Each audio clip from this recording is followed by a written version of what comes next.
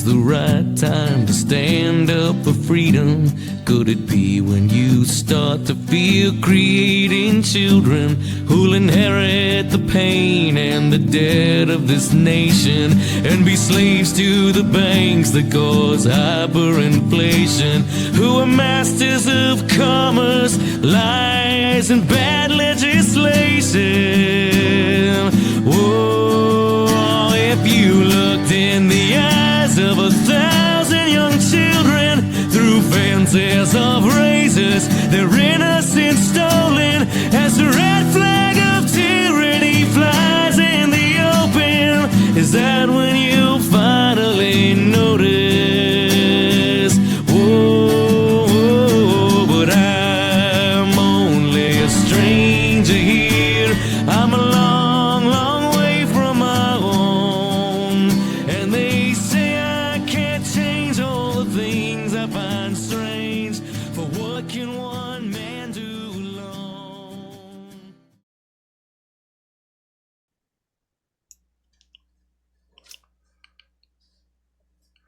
Hi, and welcome to the Liberty Test. So, New York State is sending out checks again. Governor Kathy Hochul just unveiled what's being called the baby benefit.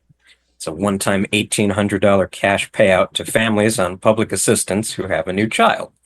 It's framed as a compassionate effort to ease the burden on working-class families during one of life's most expensive transitions. The official line: we're helping kids, we're fighting poverty, we're investing in the future. And on the surface, it sounds nice. Who doesn't want babies to have diapers and a safe place to sleep? So diving into this tonight, I'm your host, Dan Castello, and I'm joined by my fellow libertarian activists, Rose Leatherman and Robert Schuon. Hi, guys. Hello. Fill you in a little bit about this. This is a breaking news story. I just came across it earlier today and figured we had to talk about it. So, why is it so expensive in the first place to have a baby? And why is it so expensive to make a living in New York to the point that the government would have to bribe people with tax cuts and tax credits just to get them to have more babies? Well, hold on. I'm getting your hopes up here. We're not going to have any more babies because the qualifications are a little bit more narrow than it might sound like. So here, let me give you the rundown.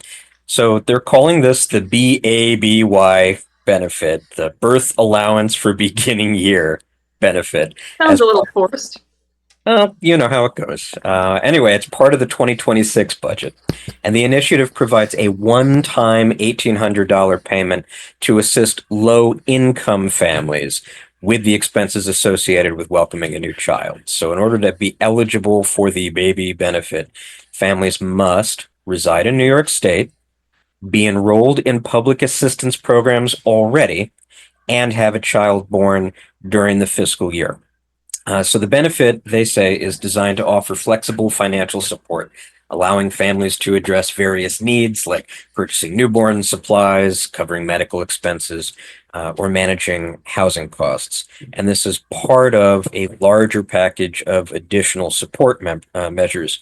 So I think they're budgeting $2.2 billion total aimed at what they call supporting families. So other key components include the expanded child tax credit, which we might actually benefit from a little bit. Families will receive $1,000 per child under age 4 and $500 per child aged 4 to 16, which is effectively doubling the average credit from 472 to 943. This expansion is expected to benefit something close to 2.75 million children statewide, according to the Times Union. Now, child care subsidies are also being handed out. I'm reading $400 million to ensure continued support for families in need. And then in addition to that, there's $110 million dedicated to renovating and constructing child care centers. And they're going to focus on building those and doing those renovations, particularly in what they consider to be underserved areas. And then finally, they're going to be distributing what they consider essential supplies. So they have a $9 million allotment to provide free diapers, postpartum care items, and what they're calling self-care kits for low-income families. And I think they're doing that in partnership with various organizations like Baby to Baby, which I haven't heard of and I'm just finding out about, so don't ask me about it. So anyway, my question for you guys, as we take this apart, really a three-part question. Do you think this is a sincere effort to alleviate poverty, or is it a cynical strategy to pad turnout in key districts? So that's question. Well, The law tax of rate- unintended consequences. Well, that's the thing here. So would the need for such programs even exist in a freer society where taxes, inflation, and regulations didn't make everything from housing to healthcare unaffordable in the first place? well, you say And maybe most unintended. importantly, here, just I'm hold talking on. about I expect the 2026 fiscal year, to be a really big one for childbirth. But guys, before you put your feet in your mouths, how do we talk to the average voter about these kinds of programs without sounding heartless? I think that's the most $2 important billion. $2 question. But it's billion. for Wait, children, $2 Bob. billion taxpayer dollars. Well, Okay. see, okay, about tax dollars, though, that's the question. Rather than giving us tax credits, why not just tax people who already have children less than they already are? Gee, that's an interesting solution. I mean, not one that the state likes, but it's just all a shell game. It's like first of all, you're targeting people who are struggling financially to begin with, because that's literally part of the bill, is that you have to be on public assistance. So you're targeting people who are already in financial straits and basically saying, we're going to give you money if you have a baby. Wait, what? Is that a valid reason? And people do what benefits them, and especially when it's short term. So look, it's if you're going to put out $2 billion to pay people to have babies, they're going to have babies. That's just the cause and effect. Do you think they have to keep the babies or just have them? Well, there's a good question, because again, evidently, from what you said, that hasn't exactly been determined. Does it say? Yeah, you have to keep it.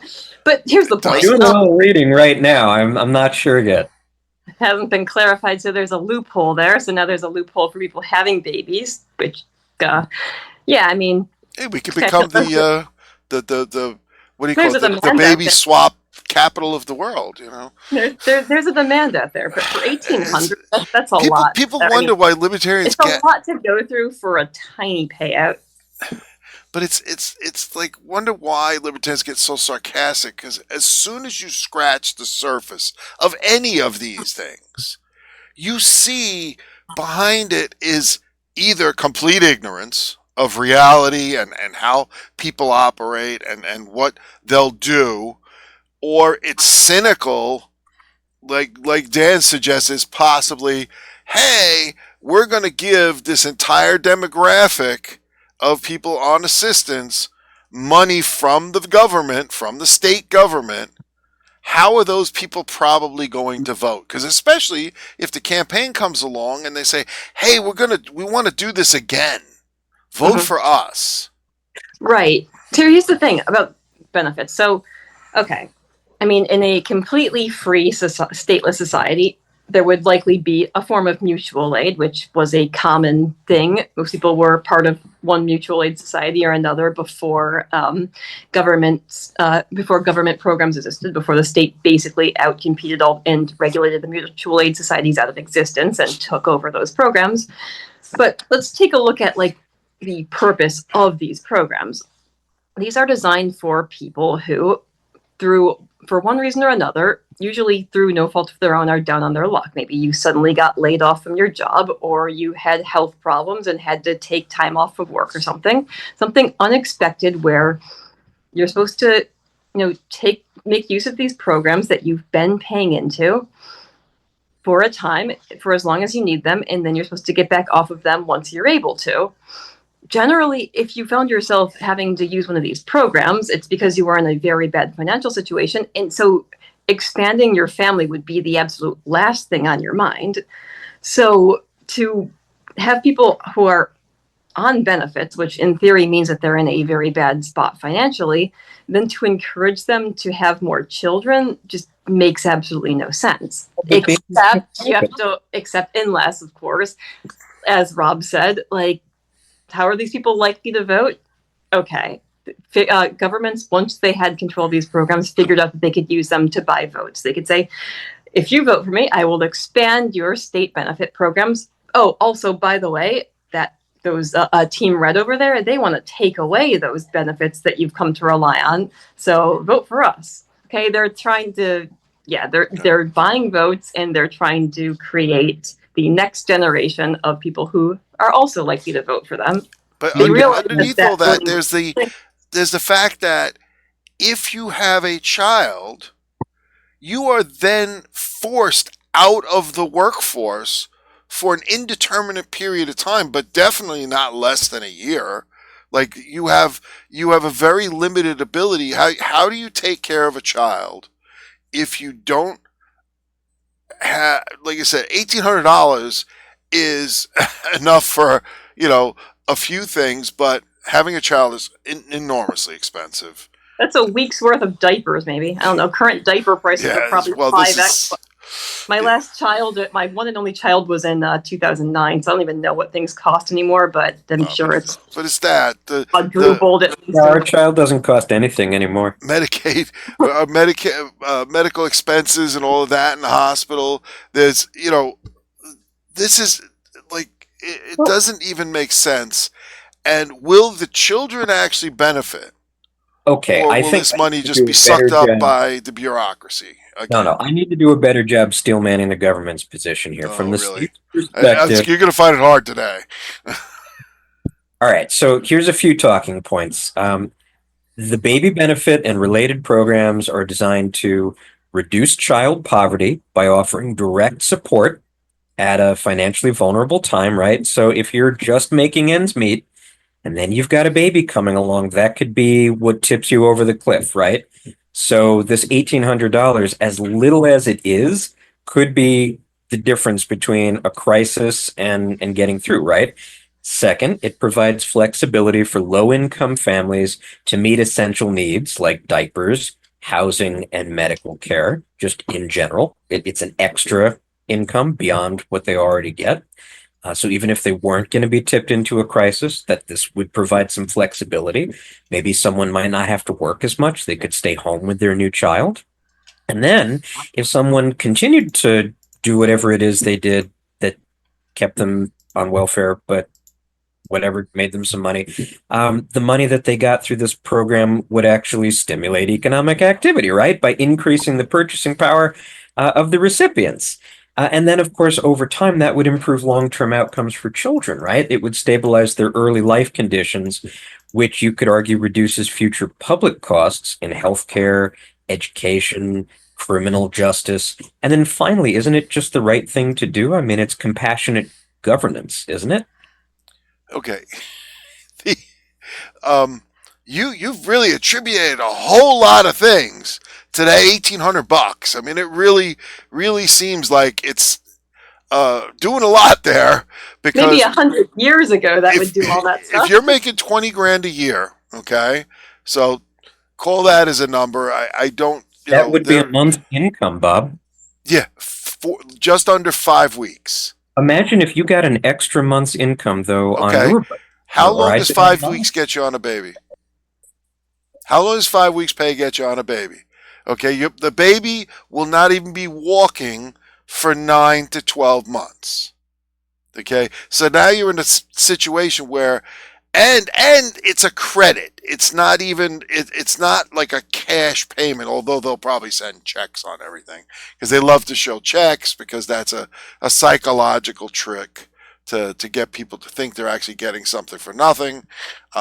This is done, look back to the LIPA checks, when everybody in Long Island got a $300 check because of that. And, but of course their electricity rate doubled. So, hey, Uh, but this is all like a shell Where they game. get the full 1,800. I They would thought that in addition to not like a tax deduction would help, so it has to be a credit, right? right, and then Well, that just raises the yes. question of why weren't they doing that all along? Why were they taxing us so much? Like, just let us keep our money and we can raise our kids with that. Because someone has to pay for all these programs that are helping people and stimulating the economy. But it would help me if I wasn't having a third of my income taken every 2 weeks. But if you have that much money, you don't really need it. Well, and on top of that, like the tax thing is that people who are in that income bracket don't pay that much tax because they can't. It's taken from the productive class, and yeah. So yes, it's literally everyone else in New York will be paying this tax, and that's exactly what it is. It's a $2 billion additional tax. It's not even the people receiving it, though. I mean, how much is going to? Okay, because I mean, yeah, it's our tax dollars plus. I'm sure they're trying. And who's going to administer all this? Where's all that money coming from? Because the $1,800 now you've got to have a whole army of bureaucrats, right? So you're going to dump this on the welfare, on the assistance programs to monitor all this? Are you going to create an entire new office with more state workers working on this? Are you going to how do you fill out all the paperwork? Who's going to handle all the paperwork? And what about all the inevitable disputes or all the inevitable fraud to say, oh yeah, and as Dan said, do you even have to keep the child? And what happens if you don't? Let's say what happens if you have the child?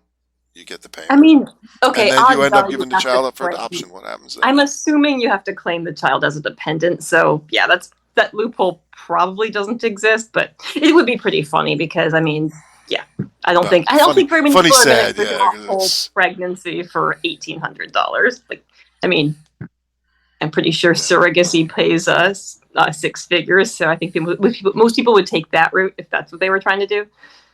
And if the state wanted to help people get off their backs, you know what I mean? Get off their backs, let them earn money.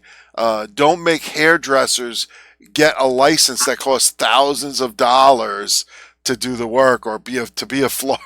Like I really find that it's so amusing to me that you have to have a license to be a florist in New York. And it's not just hairdressers. They were going to make shampoo technicians. Yeah. Literally someone, usually some high school student, who their job is to put shampoo in someone's hair and rinse it out so that the hair, to get them ready for the hairdresser so they can have their hair cut. What if they wanted to make that require a state? Well, what if they don't know what shampoo is and they put motor oil in their hair instead? I mean, come on, this is a serious issue here. Don't you know that the market can't possibly regulate itself? People can't possibly say, hey, last time I went there, they put motor oil in my hair, so therefore I can't decide whether I'm going to go back or not. Yeah, they have to be protected at all levels. This is, we love to say New York is the nanny state, and it is so true because, and again, they want to build facilities. Okay. Right. I'm glad you brought up regulation because that's another thing. This is supposed to help people afford childcare. I think we need to consider why childcare is so expensive. It's because of all the red tape, especially when we're talking about marginalized communities. In so many cases, these are communities that have been screwed over at every level by things like redlining and exclusionary zoning requirements meant to make it nearly impossible for people living in those communities to start businesses and have their own income. So if someone living in one of those areas wants to start a childcare center, the amount of red tape is ridiculous. And okay, the state will say it's so that we can protect children. You have to make sure these people know what they're doing. But in actuality, it just limits childcare options, and then the price shoots way up. And in New York City, says, we're going to help you afford it, rather than saying, let's expand the number of childcare facilities that exist. But in New York City, it takes 2 years to get a CO, a certificate of occupancy. So what are they going to spring up overnight? It's not going to happen. And who's going to invest in them? Because again, if this is a truly one-time benefit, which by the way is, I think, a total lie, but if it's a one-time benefit, so that money's going to be there, what about next year's child care? What do you do then? Because again, now you won't have the money. So and it'll take for maybe a month at most. Well, I think they like to create dependency and then create uncertainty about whether the dependency will be met. of course. And then that allows them to leverage that fear to win elections. Right. And They can say Team Red wants to take this away from you, so vote for us. If you want to do that, then say, okay, we're not, if you go over the maximum amount you can earn in the open market, in the free market, we're not going to tax that next $2,000-$3,000. You do better there, okay? Because you stop keeping people, making a gap where people can't get back into workforce, be able to support themselves, and not be dependent on the state. But that doesn't fit the state's agenda. The state wants you dependent. They want you to be, there with your hands out, begging them to throw you some crumbs. And then they take those crumbs from everybody else and say, see what a benefit it is. And all it's right. Uh-huh. Guys, what's the bottom line? They right? want to make it. Yeah, they don't want to help alternative families. Oliver Twist and people working in factories with their 3-year-old children and don't even get started on that one, because that's actually the exact opposite. The whole thing about kids working in factories, before that, they were starving in the streets. Or they were working on farms too. Technological advances had more to do with child labor falling out of favor than the state did. But the state likes to go back and they like to pass laws against something that already was on its way out, and then a couple decades later they can take credit for it. Well, I would argue that a lot had to do with the cost of living. So during the era of great industrialization in the United States, we were on a sound money standard, and deflation was the name of the game. So in other words, the purchasing power of your wages went up over time.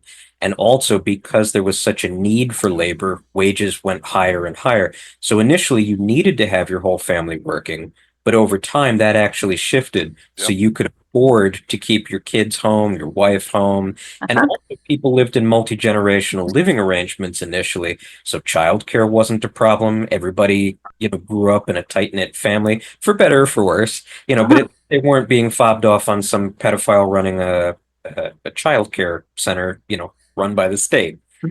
All of which really became an issue over time. And of course, as time went on, the state took credit for the benefits that, society and industrialization were already providing.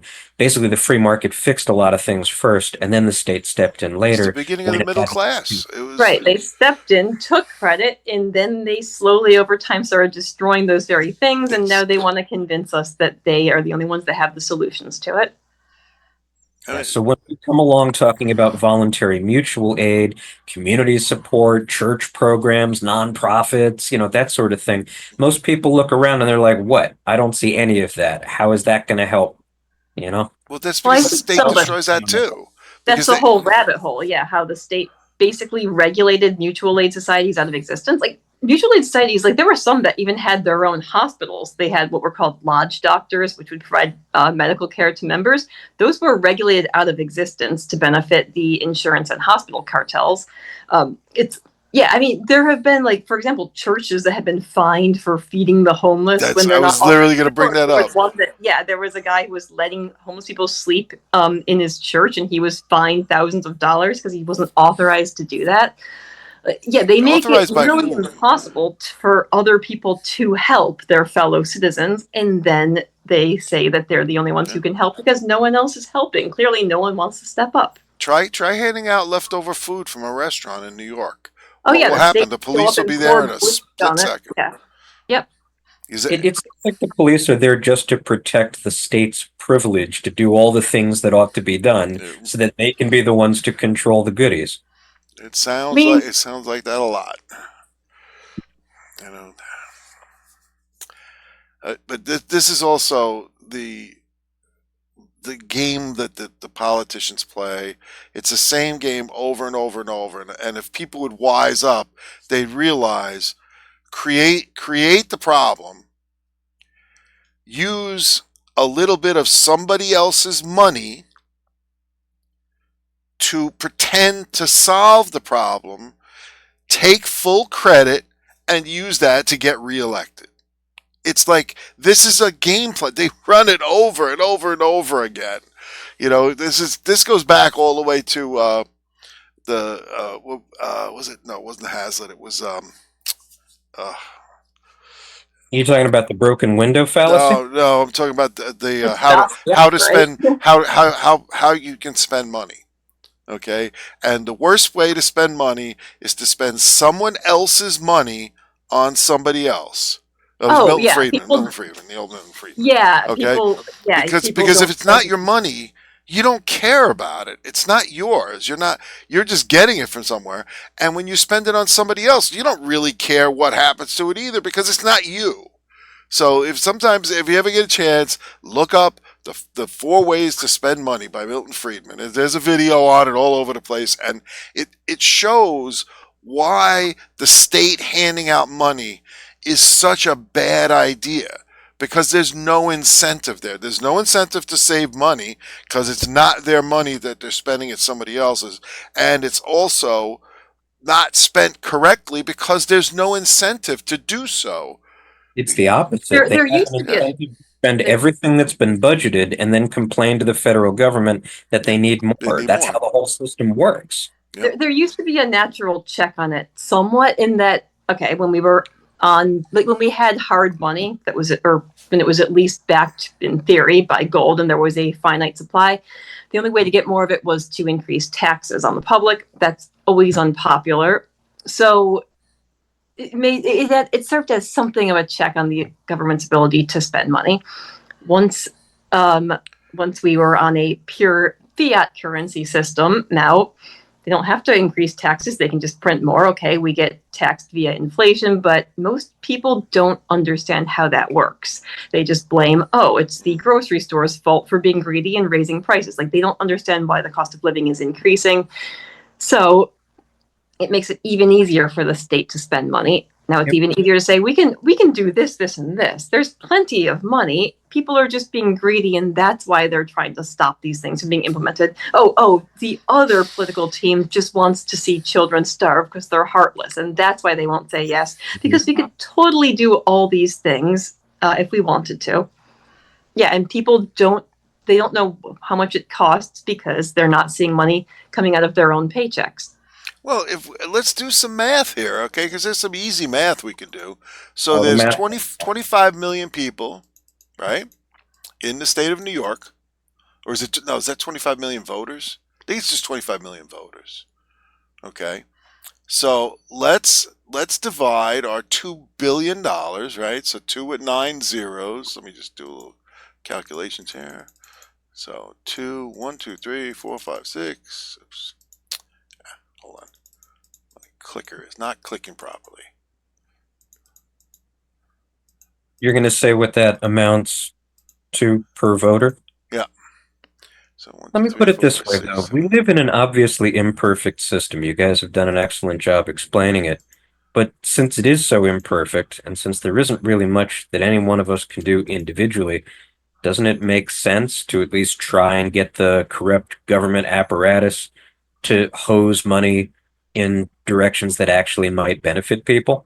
But will they? That's the question. Because this is, again, why we're pointing out, first of all, the money's going to be wasted. It's not going to be $2 billion, by the way. It's going to be a lot more than that because they're going to need to create more bureaucracy to handle all of the funds and passing it out and monitoring it. And then there's going to be the cases of fraud that come up and now we got to investigate. So we got to create some more agencies to do investigations on this. And how much first will actually get to the families that could truly use the money? How much of it will incentivize families to, if we're going to have a kid, might as well have a couple of them and get as much benefit as we possibly can. And also there's reduced for 2, 3, 4-year-olds. And how much of it is pure political buy votes using the people's money? I mean, it has been said, yeah, you get the behavior you subsidize, even if you're not doing it deliberately. Like, again, if we had private mutual aid societies like these, okay, they tended to have standards for who could join. Like, okay, they existed to help people when they were down on their luck, but they were not going to accept you if you had a history of basically mistake after mistake and not providing for yourself. Like, they were for people who were productive members of society, who, you suddenly get laid off or something and you need some help, and then you're entitled to the benefits that you've paid into. Okay, with the state, this is not the case. They have incentive for keeping people on these programs and keeping them dependent, but ultimately you get the behavior you incentivize. Okay, a private mutual aid society is not going to incentivize people to have children that they can't afford while they're having to make use of the benefits that they paid into. A welfare program that wants to continue getting votes from people using money that effectively was created out of thin air, yeah, they're not going to have that. The incentive structure is entirely different. Okay, they are incentivizing people to keep having children with the promise that, oh, we'll keep paying for them, don't worry. And yeah, it's just... The worst thing is, it's the main argument for growing population, because none of these families are really productive, are they? Right. No, and part of it is that the state makes it nearly impossible to be productive, because again, if you're unemployed and don't have any marketable skills, okay, you can't set up a food stand in front of your house because you'll be in violation of how many bullshit regulations? Yep. Same thing. Like, you can't, maybe you can start an Etsy store as long as it's not something regulated that you're selling, or you can sell drugs, apply for a job with some soulless mega corporation, work under horrible conditions, have a third of your paycheck confiscated, or you can sell drugs or another black or gray market job, and you get to keep the proceeds, but you also are subjected to horrific violence if things, if you... My objection to this program is that it's cruel, okay? And I'll tell you who it's cruel to. It's cruel to the children. Okay, because you're incentivizing people to have children to get their payment. Okay, great. They get their payment. Maybe even they use some of the money to take care of the kids. What happens when that kid is 1, 2, 3, 4, 5? Okay, if you're already struggling, you get the one payment, this one lump sum payment, and now you're supposed to what? Take care of a kid until they're at least, 16, 18 years old? On the $1,800 that the state gives you. So you know that the whole thing about it being a one-time thing is a complete lie. And I will say that right to Kathy Hochul's face. It's a lie, because you're going to keep them dependent because you have to. Because people are going to say, well, you gave me $1,800 last year. What about this year? It never ends. It never can end. And it doesn't get people off welfare, off assistance programs. It keeps them down on those systems because, again, you have to take care of this kid. What do? You can't take the kid to work with you. In 99% of situations, that's not even possible. Mm-hmm. So you're basically, this is cruelty to these children that are about to be born because they're going to believe this lie. And what happens to them? I don't know. I don't think that people are racing to the bedroom for $1,800. I think probably not, but it lowers the barrier. Like, if you know... No, there are studies on this. I looked them up before the show. Okay. Back in 2004 in Australia, they did a $3,000, and that was back in 20 years ago, a $3,000 baby bonus. Real money back then. Yeah, and they credit it with causing a temporary bump in birth rates, especially among younger mothers and those with fewer resources, but the effects definitely faded over time. And that was the biggest effect anybody has ever been able to find. Unless you do it again. A 2021 paper in the journal Demography found that direct cash transfers in Spain increased fertility or birth rates slightly, especially among lower income and younger women. However, most of these turned out to be timing effects. People just moved up planned births rather than having more kids overall.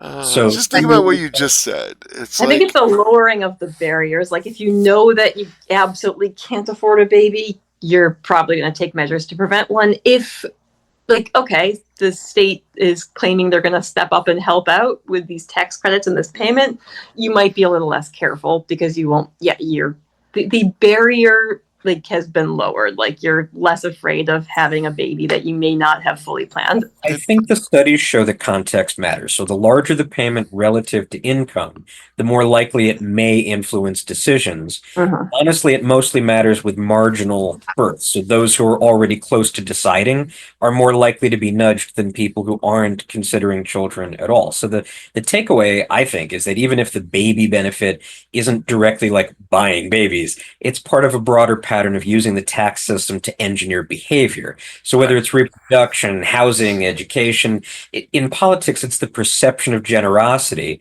that's powerful here. It's much more potent, I think, than the actual impact on behavior.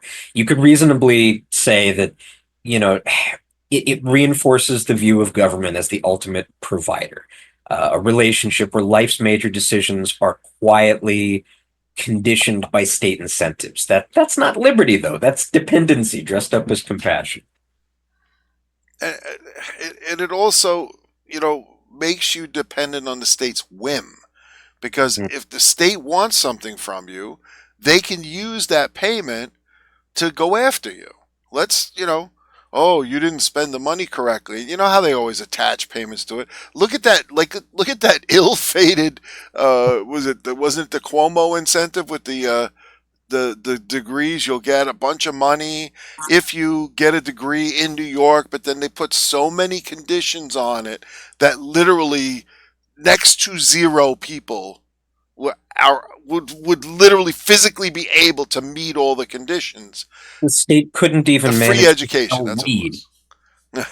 It's like, and that's what they do because the politicians know that. They know if they play the game enough, they'll get like a trickle of people, and then they'll make a big fanfare about those couple of people that get through the system, and all the rest, who cares about them? And this is the ultimate cruelty, is that the state uses people for its own ends to gain power, to gather more and more bureaucracy and regulations and money from the citizens, and the people that it leaves in its wake are harmed by this. But you don't see them because they're never on TV. Thing there, because I think most people hear the libertarian light critique that you get from Republicans and milquetoast sort of, bleeding heart libertarians, and they think what we're criticizing is government inefficiency. Like, oh yeah, government should totally do these things, or these are real problems that only government can solve, but they just suck at it so much. We need better government. If we just have the right people, TM in office, we'll be able to do these things. And the right budget. It's actually just functioning exactly as designed. Okay, it's some politician who is promising things on someone else's dollar, knowing that it will get them reelected next election cycle. And also now they have you dependent on the system, and they can use that against you in the future if they need to. For example, like people who are advocating state-run healthcare, like, okay, I get it, because people, unfortunately, so many people don't understand why our healthcare system is so expensive, and then they think that we just need state-run healthcare. Problem is, though, if the state is paying for your healthcare, then they have the perfect excuse to start micromanaging your life. Oh, okay. Well, you're costing the taxpayers money by engaging in behaviors that we don't want you engaging in, because therefore we have the right to limit how much red meat you can eat per week, or 32-ounce soda. Yeah. Yeah. Yeah.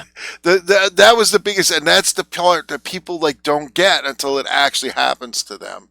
It's always someone else that they're going after first. And people don't have their wake up call until the state starts targeting something that actually matters to them. Yep. And then they realize, oh, wow, I didn't expect this to happen. By then it's too late. I think we have enough to actually run our liberty test now. What do you guys think? Yeah, pretty much. I mean, it's they say the old cliche, the road to hell is paved with good intentions. And the state pretends to have good intentions for everything it does. It's for the children. Right. They What have are going to some, happen to yeah. these children? That's what I want to know. How about we follow the lives of these children after that money runs out? What happens to them and who takes care of them? Oh, well, Bob, if we want to fund that study, we'll need to raise taxes. The state will ultimately take care of them, and then you'll have your next generation of statists. But yes, I'm sure there are low-level politicians who actually are well-intentioned and think they're helping people. And then you have the people who are supporting and voting for and advocating programs like this who genuinely believe that it's the right thing to do. And I mean, to them, yeah, the people against it must just be heartless and want children to starve.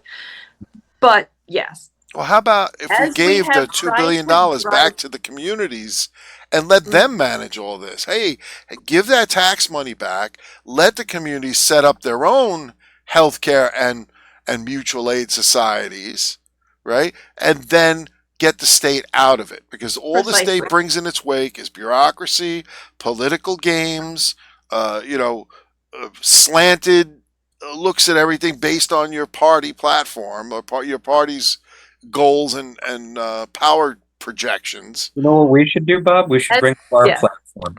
As we said, the state does not have your best interests in mind. They do not care about you.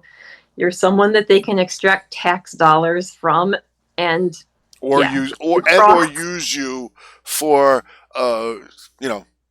it's for the children. So.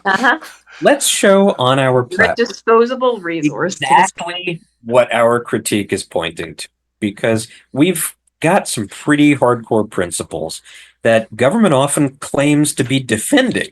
I mean, when they get up there and they say they're doing this or that policy, it's always, for some good sounding reason, right? So we profess to have the same beliefs. We've got to show, I think, exactly what's being violated here. So if, Bob, you can bring up our platform. Yep. I think we go through this point by point, and we'll do our liberty test. So to any new viewers, that's the idea of the whole podcast here. So where do we want to start? Let's see. Let's start with rights violations, right? So we've got the funds for the policy, the child tax credit, coming from taxation if they're using state funds, or inflation if they're getting grants from the federal government, because that's how they pay for everything, by borrowing money into existence. So either way, it's redistribution by theft. The funds come from one group of people, involuntarily are seized, and are given to another group of people. So which platform planks are violated there? And again, it doesn't matter if it's well-intentioned. It violates, I would say, property rights, right?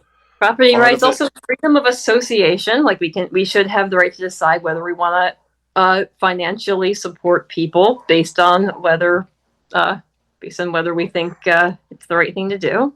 Rose, you bring up another good point. That's voluntary association in civil society, right? So when the state decides who's deserving of help, they're usurping people's ability to join mutual aid societies and to provide community support the way they want to, like through church programs or local associations or nonprofits, right?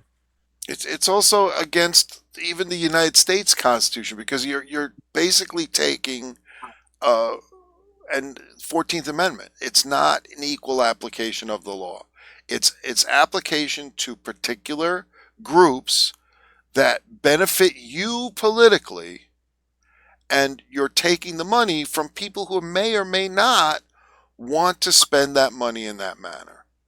So, if I want to put my money to schools, let's say, or to actual child care, to get parents to where they can get back into the working environment and be able to make a living and take care of their children without being beholden to the state, I'm not allowed to do that because my money is taken from me. So also economic freedom, or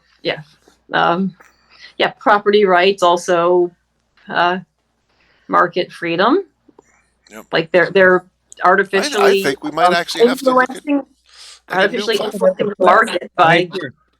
Yeah, so there's interaction and collaboration. That's section 2. So voluntary agreements and free exchange is section 2.3. Individuals have the right to engage in voluntary agreements, contracts, organizations, groups, or any other free exchanges with others. And here's the key point, including the right to trade goods, services, and their time and labor. This includes the freedom to negotiate, accept, or reject terms, ensuring all agreements are transparent and made with informed consent. So basically, people have the right to do whatever economic transactions they want. And if there are problems, if someone is dishonest or violates someone else's rights, then, there's a section on defensive rights, court systems and stuff like that. But the state is completely getting between all of that and people's freedom to decide for themselves. And it's not just, adults working, it's the whole family's autonomy that's being usurped, right? Because the state aid comes with strings. And then there's the privacy issue, right? Because there's data collection and surveillance. That's it. Now you're monitoring people to make sure that they're spending that money in a manner that the state approves of. And again, what business is this of the states, if the parents are taking care of the child, etc.?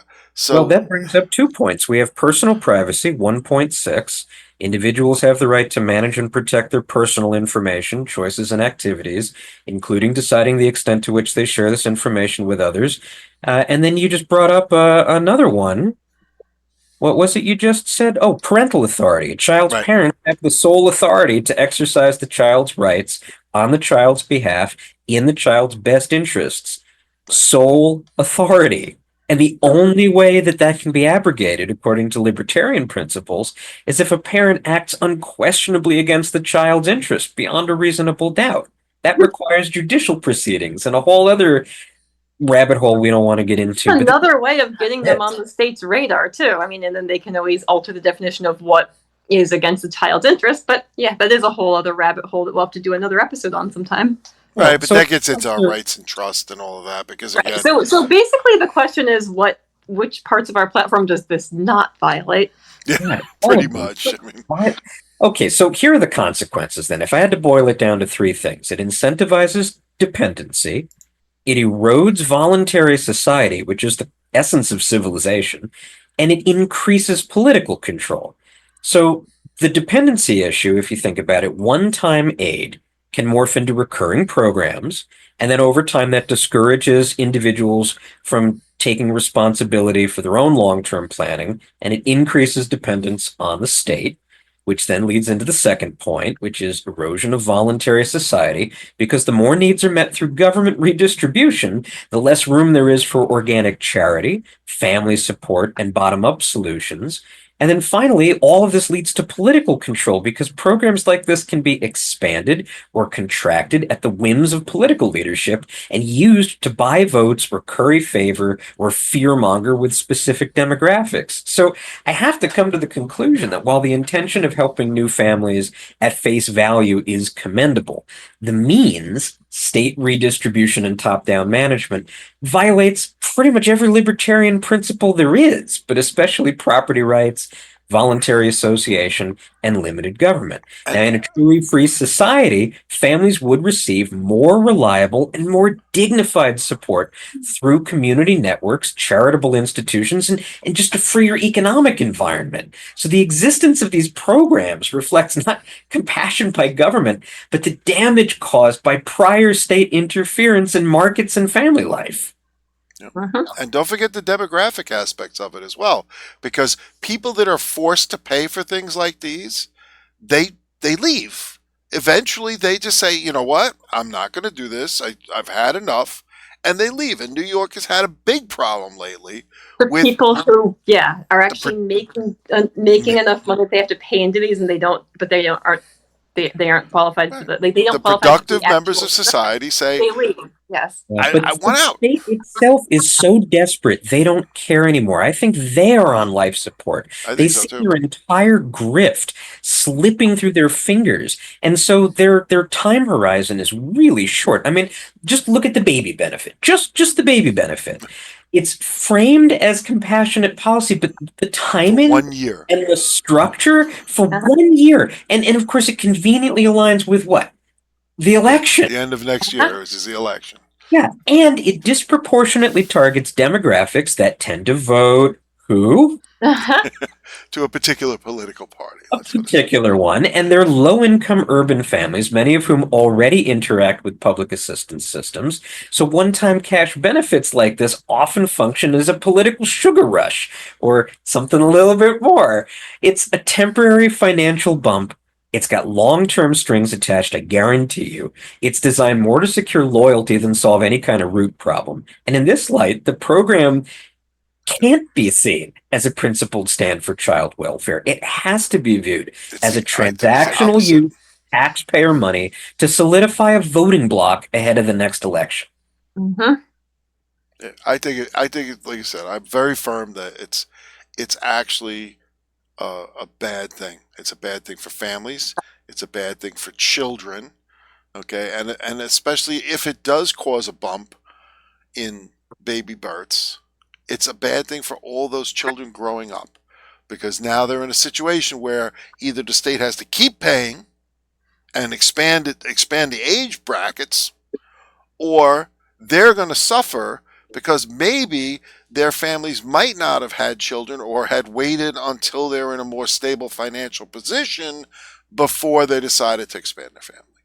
Right. So I think we're all in agreement that, yeah, this is basically just a transparent attempt to buy votes from people, which will, at best, at best, it's not going to do anything to benefit families in the long term. And at worst, it's just going to be a foot in the door towards even more vote buying, which is probably what's going to happen. Okay. It's an attempt to buy votes from people and to create even more of a dependent population. Yeah, well, let's not mince words. Let's call it what it is. It's a bribe. It's paid for with stolen money. Oh, I'm sorry. The state did it. It's a benefit. Yeah. It's a bribe on babies. Think about that. It's like that's what the state is doing, is stealing people's money so that they can literally buy votes of families with babies. All right. So it does not pass the Liberty test? It really is. That does not. No, that does not pass the Liberty test in any way, shape, or form. At the end of the day, this is what the Liberty test is for. I mean, think about it. You take something as compassionate sounding as giving money to new mothers, right? But I'm sorry. It's just, even if the intentions were true, good intentions aren't the measure of justice, right? I mean, the real test is whether a policy respects rights, whether it leaves room for voluntary action, whether it relies on coerced redistribution. When we strip away the press releases and the photo ops that I'm sure we're going to be blasted with. Oh yeah, we're going to have Hochul standing there holding somebody's baby that just got with the mom who just got their payment. Like, yes. But if you could peel that back. Bonus points if it happened at my workplace. You would see a government that takes money from one group without their consent to curry favor with another. A ruling party handing out checks just in time to remind its most loyal voters who's signing them. Not because of some deep-seated belief in family or in freedom, but because political loyalty has a price. And that price apparently is $1,800. Again, that'll buy you maybe 2 weeks worth of diapers. Oh, I'm sorry. They should double it. That's what really matters. Well, that's exactly what's going to happen. That's going to be the cry. It's going to be, it's not enough. Like literally not. Like, we just need more. Yeah. Yeah. Not that this is crazy to do. It's that it's just not enough. It's the same thing with the education system. It's the same nonsense. It's like money does not buy education. Okay. Education buys education, and dedication and letting students figure stuff out on their own. Let them, we go through this every time with the state schools, because the state schools are not there to educate your child. The state schools are there to program your child. It's like, here's the problem. People just see what's right in front of them. And in many cases, they're not dumb. They're smart. They know they can't make ends meet. They have needs. Shit's expensive. And if the state comes along and says, here, you can have some money, or here, you can have a service that you don't have to pay for directly, I mean, Yeah. people would be stupid not to take that, right? So when we come along and say, oh, no, that violates property rights, we sound like ideologues at best, dreamers who can't Yeah. see the real world, or we sound heartless. So let's wrap up then But when you with look at whatever it over the thoughts you long guys term, this have. is people. If people thought just a little bit longer term, They a they lot of this can't becomes think long exposed. term when their needs are short term. Understood. But And that's we agree. Yeah. We've already explained to our listeners, and everyone knows that the situation that we're in, the environment we're in, is in many ways caused by the long-term consequences of previous government actions that met the same logic as what we're talking about. But we are where we are. yeah. So how But do what we are they not going to do when the start? taxes go up? Because the taxes are going to go up to pay for Yeah, but this. more and more and more people, as the poverty rate, moves along, are going to find themselves below that tax rate. And the people who can move are moving. Hmm. So eventually we're going to have an entire welfare state. And yeah, I mean, I think that What happens could then? cause the whole system to collapse. It's not sustainable. It's basically the inversion. Okay, it's like all of a sudden the iceberg melts enough on the top, and all of a sudden it flips over, Yeah, and it's and then bankruptcy. It everybody happens cries. slowly and then all at How once. could this have happened? And Yeah, we're well, here to tell you this is how this will happen. yeah, but maybe it won't happen this year. Maybe Well, it that's won't it. happen. Kick the can. Right? I know a lot of boomers, and I'm sorry, boomer friends and boomer family. Every time I bring this up with you guys, you always say, well, I won't be around to see it. Ha ha ha But ha your ha. kids I mean, that's the will, or big their thing. kids will. Exactly. And then that's when you hear about how tough times were when they were our age. Yeah. And, like that every generation has their cross to bear. And sure, we do. Okay. But I just want to wrap up on how we can explain to people who really are hurting, who have needs, why a libertarian solution, why voting libertarian at the next election is actually the compassionate and right thing to do, not just on principle, but for their own well-being and for their children's well-being. What do you guys think of that? And then we'll wrap up. That's Libertarians are generally, we think, beyond the immediate. Because if you do that, so much becomes clear about what the state does, what the political parties do. Think about what the effects will be on this going forward. And all of a sudden, it won't seem such a great deal anymore. Well, we also are able to take a critical look at how we got here in the first place. Like we can say, okay, I understand why you think that an $1,800 payment will help you. However, why is it that things like diapers and formula and childcare became so expensive in the first place? Why is it that your paychecks are not going far anymore? Okay, why is your cost of living so high when 20 years ago you could at least get by on a minimum wage job living in a small apartment? Like we're able to look at the situation, figure out what the root causes are, and propose actual solutions. Most people just don't like the sound of the solutions because there's really, okay, we know what the causes are, but there's no way to eliminate the cause of the problems without it causing suffering in the short term. Okay, we know that the state's monetary system is causing these problems, but okay, how many people are actually prepared for a full economic collapse, which is what would happen if we eliminated state monetary policy and the state money monopoly as a whole? That's the issue. So convincing people, even if we can convince people that we know why their lives are so difficult right now, selling them on our ideas is the challenge. Well, All right. the problem is people like the quick rush. Okay, and that people avoid pain. The problem is there is no way out of this situation without at least some pain. So that's why we need to be, networking and, making connections with one another so we can help each other out. The through problem all is these. it is like a drug addict until you hit bottom.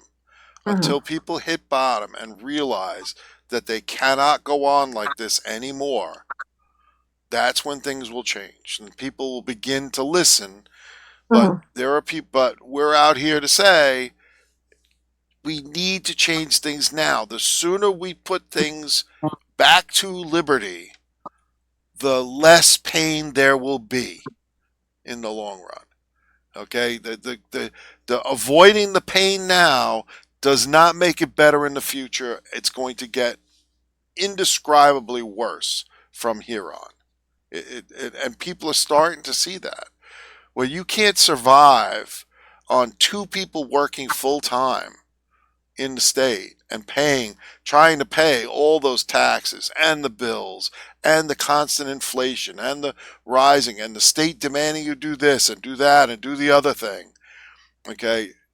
If you don't take the pain now, the pain's going to be 10 times worse later, and possibly. But people avoid pain now, even when they know there's going to be pain in the future, especially if they think that pain will fall on someone else. And this is the most dangerous challenge to liberty. But look, I don't blame anyone for cashing the check. But what we can't do is pretend that it makes good policy. If the same government is robbing your future or your children's future, inflating your costs, and then buying your silence with one-time payouts, you're being played. Voting for liberty isn't about losing help. It's about ending the cycle of crisis and dependency that parasites have built around you. And I think we'll have to save it for more episodes to talk about exactly how we can build that better libertarian future.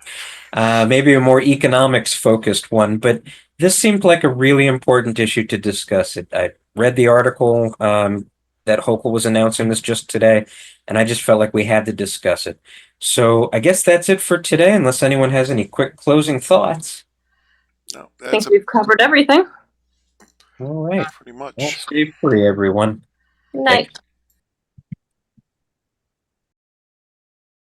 Where will you be when the order is given to censor your mind as free speech is forbidden, as martyrs for peace from the world will be driven away by the sound of a bellowing thunder and choke on the blood of a dream going under?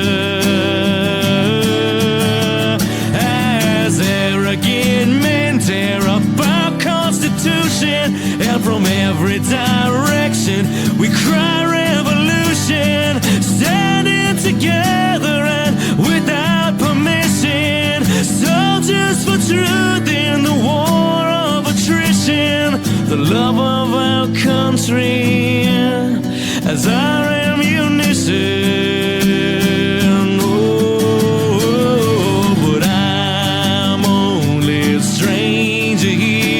I'm a long, long way from my home, and I'm going to change all the things I find strange, for I am not one man alone. Yes,